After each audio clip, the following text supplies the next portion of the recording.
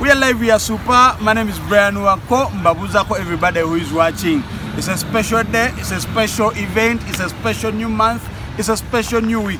Of course, on Nakola, aba following, aba subscribing, aba liking, aba kolachi. Basically, we pushing videos in the Zayonga and is getting the Walala. Nengo Nakola, you know, Mr. Jali funny. Mickey seems too funny, right? Yeah, Mickey seems too funny. Mickey seems too funny. So, what's the Abatulaba Kalio boy. Kalido boy page Bampita. Mickey seems too funny. Sweet like pancakes. Ebyo Mickey. Tereza olulimi abantu bategereje kwogera ko. Bampita Mickey seems too funny okuva ku TikTok. Kati biri bibadde yogedde bibadde bitegeeza ki? Omanga bu pancake. Komedi wange. Alinga kabalagala. Bwe mtu baka abakazi nga muwoza muwooma nnyini. Mickey nenga kyekiro anko. Tewali kyama. Mukikubye mufuse basita. Ku TikTok tugezaako blood. Kati idea wagijjawo etandika bino byokola Mickey. Interview tujuwe vibe. Yeah, kituufu. Actually, idea eno yandimu nganzo omuntu naye nga ntandise ntya kyekyali ekibuuzo. Nentandika nga YouTuber, so I decided nengamba kankole TikTok. Nga waliwo yagingambako. And guess what? TikTok nefuuka ensonga era kati neeyita TikToker. TikToker? Say YouTuber now? Yeah. Not YouTuber anymore. Yeah. Olumwaka ki? Guno gwennyini emyezi 3 emabega. Mickey nja kukuba. Ge mazima kyonna kyenkoze nkikoledde mu myezi 3. Bino byonna byokola ebyokwekola obusolosolo mu myezi 3 n'ofuukira wo. Nakakola skiti kati 9 mu myezi 3. Mukama mulungi ezintuusa wendirira. Mickey wasomako njagala tutunuulye Mickey obulamu bw'okusoma before nga tetunatuukana ku TikTok. Mickey yasoma. Mickey wazaalibwa e Kawempe, atulira P7 ye ku Volcano Academy e Kawempe. Ave Kawempe mwaka ki ogwo? 2007.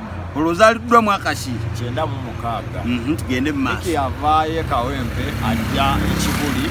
Bwatuuka ekibuli Mickey yalinamu eddalu n'asoma okuva senior 1 mpaka senior 6 mu masomero 8. Nze nasomera mulimu. Esooka Mickey bamugoba ku Bright Future. Mickey bamugoba e Kakungulu. Nga ki ekimugobye? Mickey bamugoba ku St. Janani. Mickey bamugoba ku Ebeneza. Mickey bamugoba ku Arua Public. Mickey bamugoba ku Ombachi. Mickey amalira ku King of Kings Iganga. Buzibu ki ekigobya? Dalu. Bakwa suspension. Yeah, dalu. Eddalu olifunyeemu ki? Eddalu actually lyankolera kuba kati lyerimpa sente blood. Dalu lyange essaawa eno yerinkozesa kyenkola kuba kyonna kyenkola amazima kiva mu ddalu. Mickey, ojoyininga otya? Omaze okusoma. Njagala tusale nawo tu professionalism. Maze okusoma form 6. Ngenda nkola graphic designing. Naye awo wengendera ku Fenon Events. Bwekityo bwe kyatandika. Okola ku Fenon? Nentandika okukola nkolera ku Fenon Events essaawa eno. Okola ku Fenon. Fenon okolayo ngani? I'm a LED technician. LED technician. Then nkola ne studio stage designing. Stage designing byenkolamu.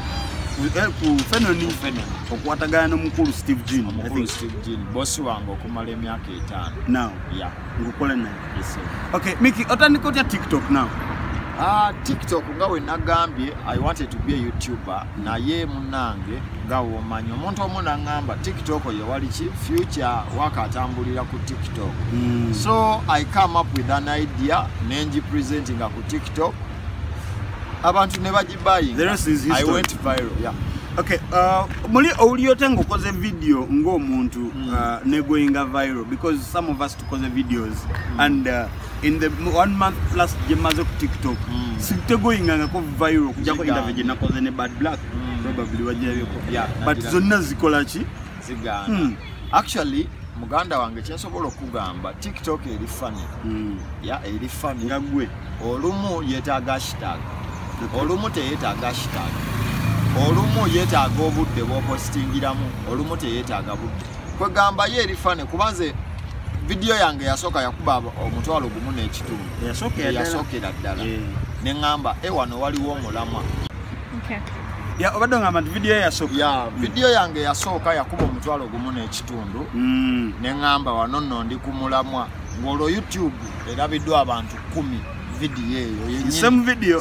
Ku TikTok ogumu kitundu. Ya gumu kitundu eri abantu 10. Ne ngamba wano we wali omulamwa. So what I did nentandika okukola nenkola paka video yange emu we yakuba views miliyoni emu yakuba emitwalo 5 mu lunaku lumu kati yakalaba abantu miliyoni emu video kyeyo ninemu nga ndine mukyala wange mu buliri then nina video yatambula ennyo we nagoba omuwala mu mmotoka ne mugamba we ne bbaawo muwunya actually nasinziira ku mwami Alex Mukulu manye ebibaawo bye tuzannyamu ne mugamba fulume emmotoka gwe ne boyfriend wo muwunya nekuba miliyoni emu ye video yange yasinga okuntunda ennyo then neyenkoko na concept zokoleza enjawulo n'enkoko olina mu neighbor olina nalongo obijawa ideas zino zijjawa abula kyensobola okugamba blood kya idea gyenzijja kyemanyi oba maanyi ga Katonda naye nesanga nkoze ekintu nekinyumira abantu kyensobola okugamba creativity eno ebaawa I guess eva mu me as me. Yeah. Do you script kwa ebimu bye tukola bwembera wano ku YouTube mbera freestyler bwembera ku TV we script kati gwe byokola obi scriptinga oba actually nange mpandika olumu mpandika naddala kyenjagala ozannyako ne ngamba emmotoka eya yero kyo nenkiwandiika kati as you know comedy tulina kye tuyita happy ending kati nempandiika mu byempandiise nenfunamu ekyo kya happy ending oba ekisesa okwekitegera muganda wange bwentyo njawulo kyeri wakati wo ne ba comedians betumanyi ba Ankansime ba Mariachi ba Madrat Nechiko and people like that ba Maulana and Ray njawulo kyeri Ankansime actually talinga Mariachi obanza amanyo bubi naye sira no chiri Ankansime ya scripting wa sketch comedy is a content creator akolera ku gundi ku media naye bali ba stand up kati comedy waffe muzibuzibu blood lwansonga ngenda tuula oba kamera genda kunnetunuzaamu nkole ekintu nkiwensi naye simanyi oba kinakusesa oba nedda wabula wenkuba okumpi I crack nenkola joke nogaano seka kiri nja kukaka ogaye naye naawe sekonswaza oseke naye kati bino ebyaffe jukira you just present nogamba Katonda gwamanyi you present no kireka kati ate it's all about people to laugh or not. Thank you so much. So kati wekikola nekisesa omuntu amen kiba kyakabi nnyo and I would say ekintu kye tukola kye kisinga obuzibu. Sketch comedy is so hard than stand up comedy.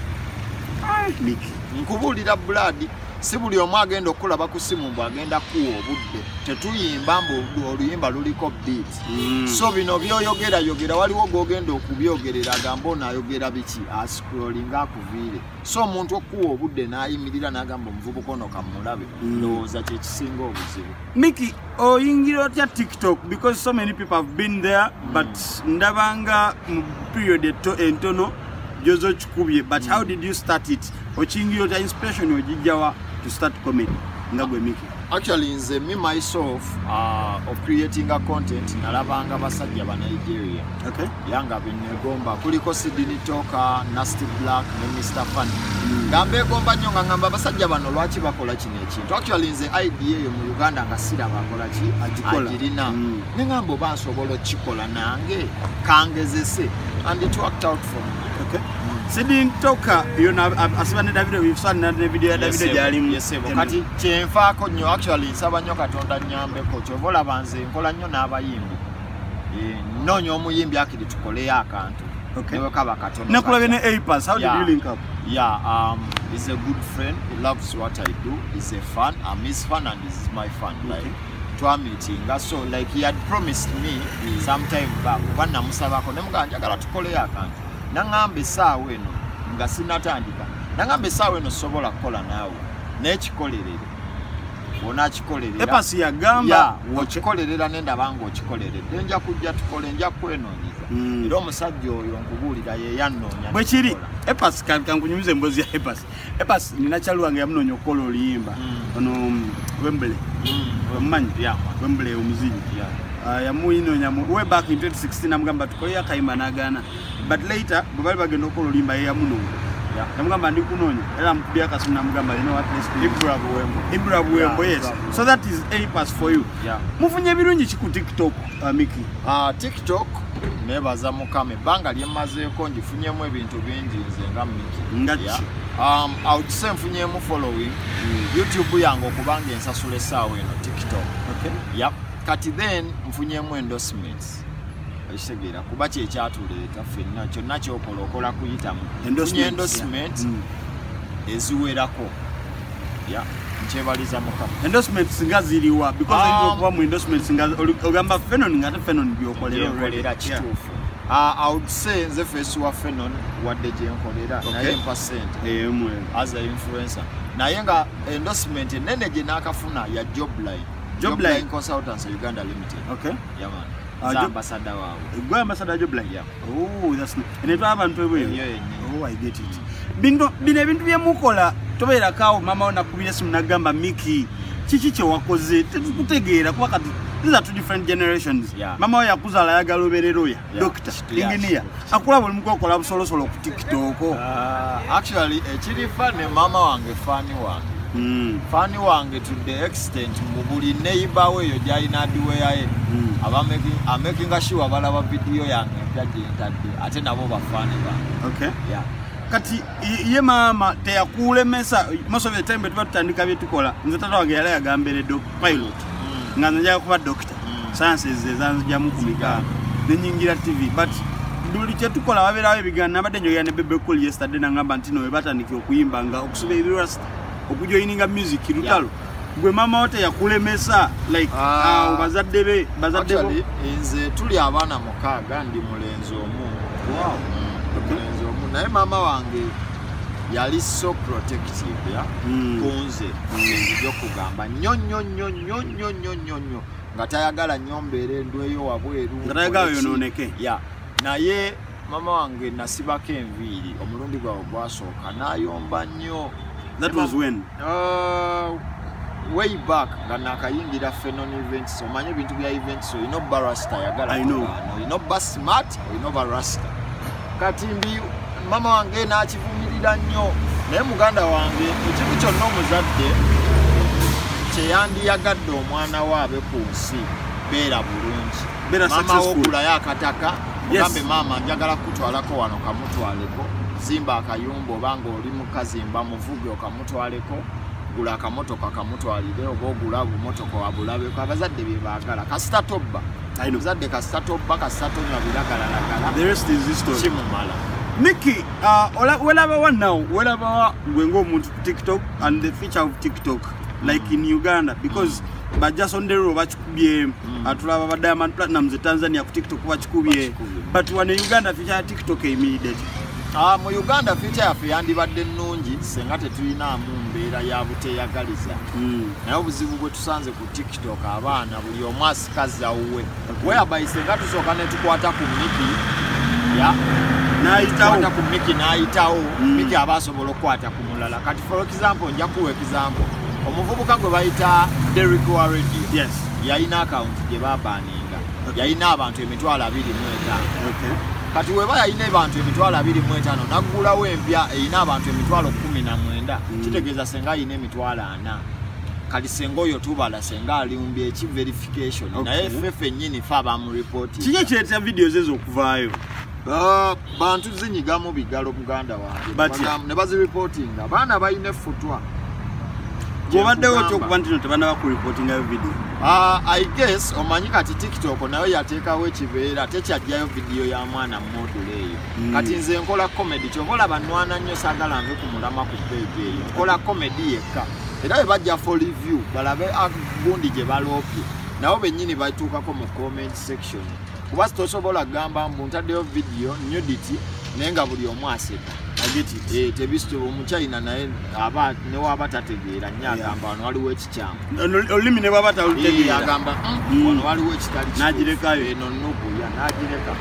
Okay, in that through verification ya TikTok because mu Uganda tunamudoza verified accounts into ezaba TikTok tulinawo nga nnyo basatu ezaba n'abayimbi tubagatyemu kuba n'abayimbi ffe tetubabala ffe ba TikTok temubala bayimbi Miki tetubala bayimbi ffe blood ffe ba tiktoka tuli ba tiktoka tulina ba tiktoka baffe kuliko Amito Gold Fairy then Gold Fairy Gold Viv Fairy October October Fairy okay. Then Gold Viv the account sat bakyala bonna be bali verified mu Uganda ba tiktoka mu bayimbi Kenya balina ba tiktoka nga abiri abali verified actually Epas TikTok. I mean good no Palazzo ne Big Thrill mu bayimbi okay but lwaki bakyala boka TikTok yangwidde nnyo abakyala more than I would say abakyala abo maybe bayitawo kuba yo TikTok blood eri tricky kyesobola okugamba how tricky kwa oba n'emitwalo 17 Instagram n'ogisaba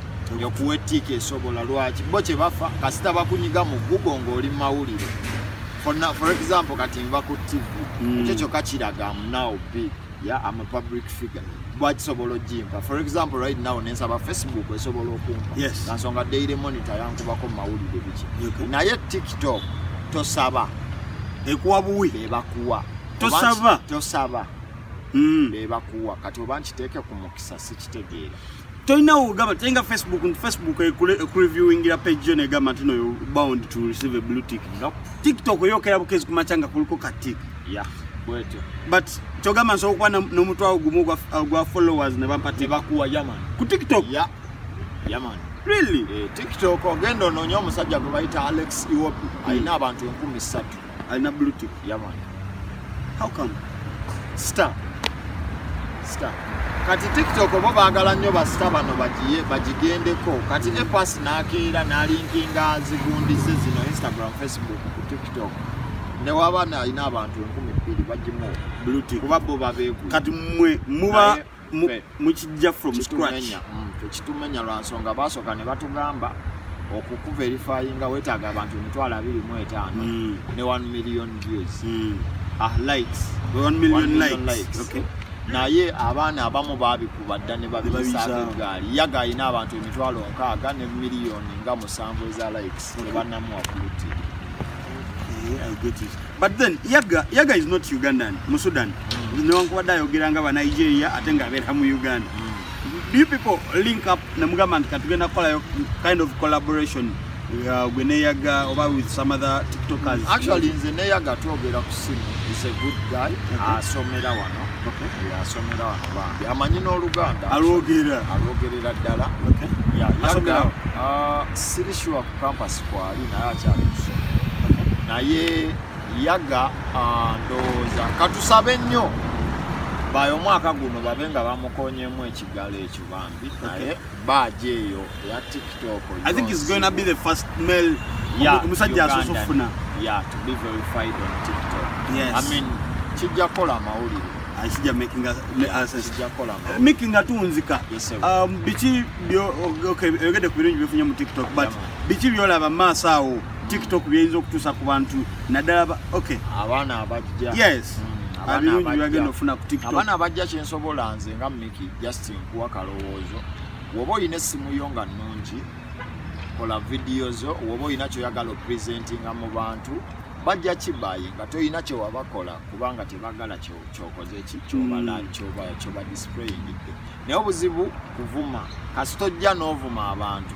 okuvuma ku affecting akutya omuntu yenna avuma tugenda kwagalako kaseera omuntu avuma wa kaseera togenda kulwayo kansonga ogenda kuvuma omwami ono kaliro nga simwagala nkusanyukireko naye ateekera ovumenze okitegeera kitegeeza abantu aba bonna bafiiriddwa akukyaye ate nange omaze n'ovuma nange ekukyaye alize kyenkusaba tovuma abantu just do what's good for you naye nga si kuvuma I get it. Nga tunzika Mickey abaana abavubuka abali eyo ababayisaamu amaaso kwaba balaba mwekola obusolosolo ku TikTok oba amagezi ki kyensobola okugamba munnaye kagambo kaali ka Maria ki yagamba mbeera ku stage okwo nekola ebintu naye ogenda Nansana enju ye yabisenge nga 6 one of the richest people in Nansana okitegeera so amagezi genkuwa ojja beera smart oyagala lagambo goli wa kabi naye fe ate abeekola obusolosolo nga tukusinga obeera obulungi so tonyoma muntu woba olaba nga talenti yo osobola okuba nga weevulungulira mu ttaka abantu bakisente bakitwale muganda wange that's how God created you and that's how you're going to become rich. Kolecho. Mickey, all mufumbo? Yeah, ndi musajja mufumbo. Nolina nabana? Nina omwana. Chalo yani amanya? Bamuyita Bash. Bash. Muyita Bash wansonga sagala yogera manya ge gonna. Byana bijjamu manya bimuvume. Anche chiche nkugambye yagala bivume nzenze kaye. Kubakati we bana amanya omukyala ne batuvuma ffe na kijja kuya it traumatize me. Naye for now ompuma Mickey. Omukyala nyiga amasaji katutene. I get it. Nze ndilake nti at least mukyala wo mumanyi. Kino nkibuuliza abantu. Era mukyala Mickey yali ku camera sawa eno. Ataba namujjawo. Ali behind cameras. Mukyala Mickey nkutumiddeko kakyala kalungi nnyo era balina sente mulya bulungi Mickey. Sibula. Banange ababadde ku Kaliro Boy. Kaliro Boy YouTube channel.